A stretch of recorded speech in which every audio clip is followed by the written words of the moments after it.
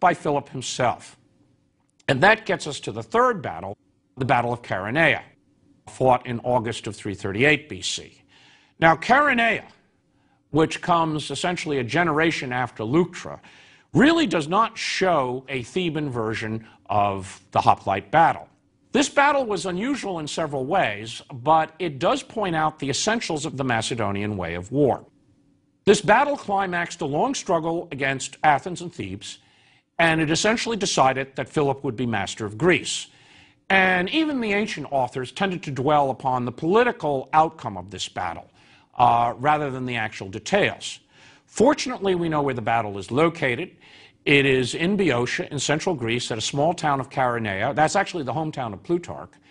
And the Greek and Theban and other allied Greek city-states were able to assume positions, very good defensive positions, on a slightly raised ground between two rivers, the Hymen on the left and the Cephissus on the right.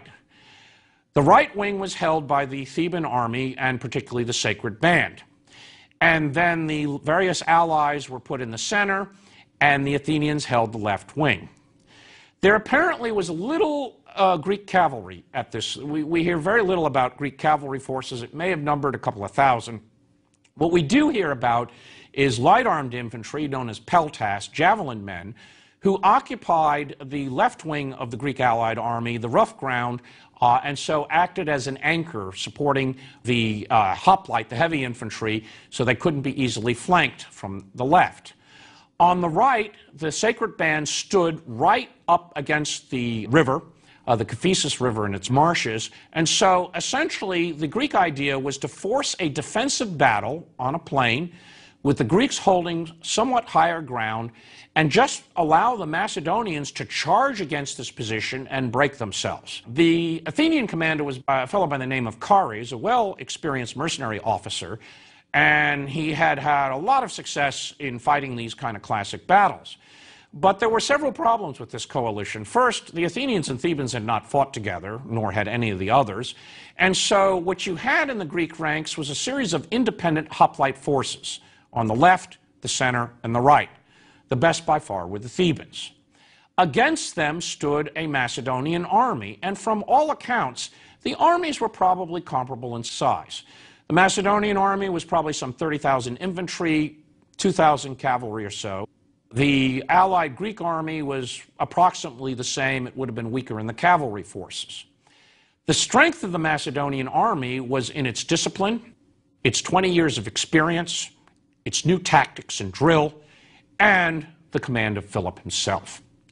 Philip drew up his army as if he were to wage a battle of encirclement.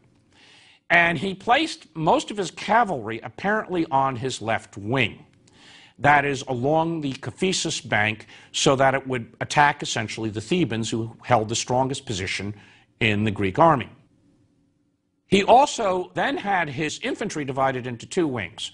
A left wing commanded by Alexander, then 18 years of age and obviously the heir apparent, and Philip on the right wing.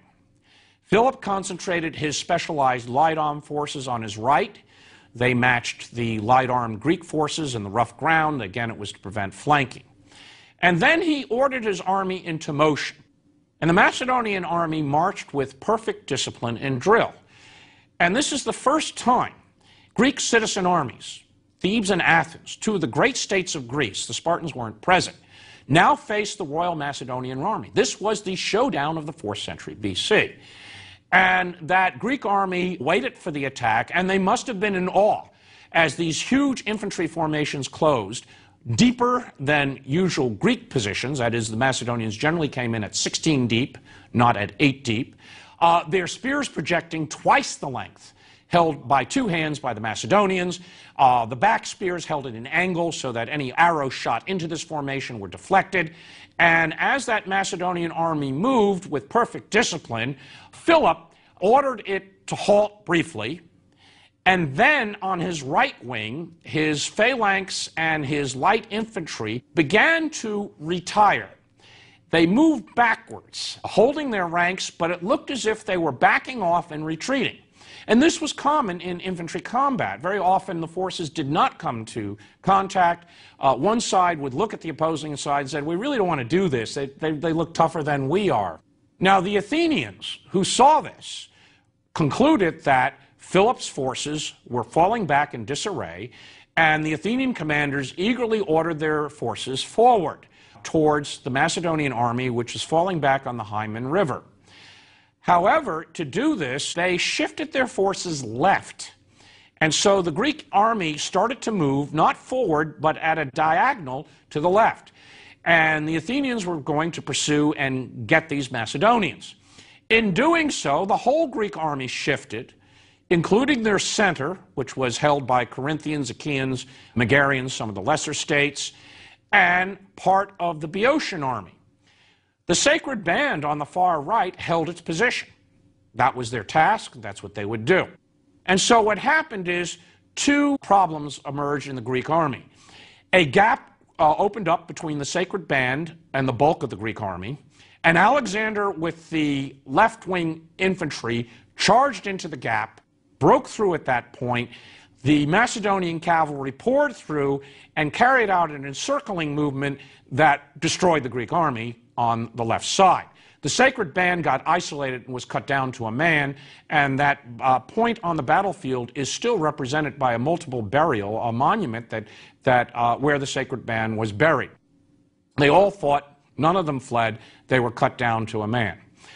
On the Macedonian right wing, the Greek left wing, the Athenians began to move up the Hymen Valley and the rough ground, and what happened is the Macedonians, in perfect discipline, turned around, reformed, and launched an attack at the disorderly citizen hoplites and drove them back off the field, back down the Hymen, and then flanked the Greek army with its infantry, both its phalanx and its light infantry, on the Greek left side. So essentially what happened is Philip had lured the Greeks into an ill-advised maneuver that had put the Athenian army in disarray on the left flank, opened a gap on the Greek right flank, and through these two positions, the Macedonians moved in, got around the Greek army, and encircled and destroyed it. Now, this in part was necessitated because the battle was fought between two rivers and the cavalry could not deploy. And so the breakthrough had to be achieved by the infantry. But this is a classic Macedonian attack, hammer and anvil. That is, the heavy infantry in the center acts as the base from which the light infantry and the cavalry encircle and destroy the opposing force. And the results were overwhelming. Some 2,000 Athenians were captured, at least 3,000 Boeotians. The sacred band was wiped out. Demosthenes himself, the orator who had urged the alliance, threw his shield and fled the battle. After the Battle of Chaeronea, there was no question that it is the Macedonian phalanx and this new battle of annihilation that would dictate the course of military history. And it did so down until the 2nd century BC, when a new opponent arrived, the Romans. But this is the type of army Alexander took with him to Asia, and his refinement on these tactics would win Alexander the ancient world.